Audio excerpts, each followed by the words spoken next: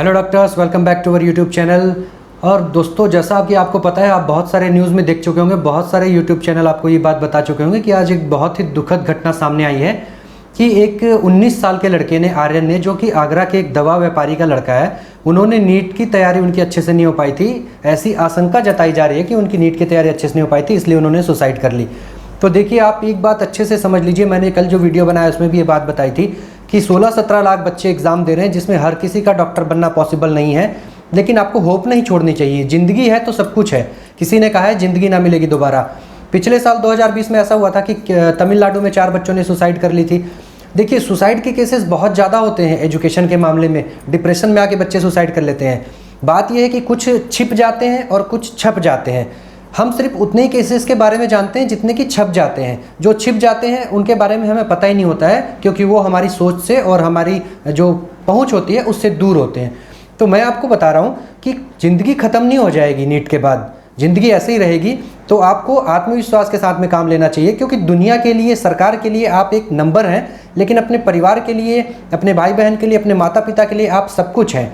माता पिता बहुत सारे सपने देखते हैं कि मेरा बच्चा पढ़ लिख के कुछ अच्छा करेगा। ज़रूरी नहीं है पढ़ लिख के जॉब लगना ही अच्छा होता है। बहुत सारे लोग बिजनेस भी कर लेते हैं, और ज़रूरी नहीं है कि जो पढ़ा लिखा बंदा नहीं है वो कामयाब नहीं हो सकता। दुनिया में ऐसे बहुत सारे नमूने हैं, बहुत सारे आपको देखे होंगे, आपने एग्जांपल्स देखे होंगे, बहुत सारे जो पढ़े लिखे कम हैं लेकिन बहुत अच्छा बिजनेस कर रहे हैं, अपनी फील्ड में बहुत अच्छा कर रहे हैं।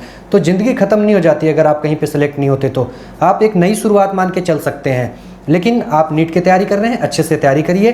कल जो है, कल का दिन बहुत महत्वपूर्ण रहेगा आपके लिए, क्योंकि कल सुप्रीम कोर्ट का फैसला आने वाला है।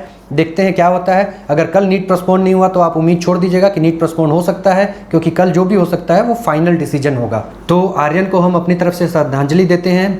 भगवान उसे अपने श्री चरणों में स्थान दे और उनके घर वालों को जो है इस दुख की घड़ी में इस दुख को सहन करने की शक्ति दे। ओम शांति। और मेरी आपसे गुजारिश है, आपसे रिक्वेस्ट है कि कोई भी बच्चा ऐसे गलत कदम ना उठाए जिससे उसकी गलती की वजह से घर वालों को परेशानी का सामना करना पड़े। क्योंकि इंसान तो चला जाता है, लेकिन पीछे जो घर वाले रहते हैं वो बहुत परेशान होते हैं। उनकी ज़िंदगी कैसे बीतती है वो खुद ही जानेंगे। किसी ने कहा है कि महानता गिरने में नहीं है, बार बार गिरने के बाद भी उठकर खड़े हो जाने में महानता है। तो याद रखिए कि आपको भगवान अगर गिरा रहा है तो आपको किसी दूसरी फील्ड में भी अच्छा करना चाहिए। ज़रूरी नहीं है कि आप इस फील्ड में अच्छा नहीं कर पा रहे हैं तो किसी दूसरी फील्ड में अच्छा नहीं कर पाएंगे। हो सकता है भगवान ने कुछ अच्छा सोच के रखा हो आपके लिए, क्योंकि ऊपर वाला जो करता है सब अच्छा ही करता है। तो इतना ज़्यादा डिप्रेशन में आने की ज़रूरत नहीं है। हाँ, अपना 100% देने की कोशिश करिए, तन मन लगा के पढ़ाई करिए अच्छे से।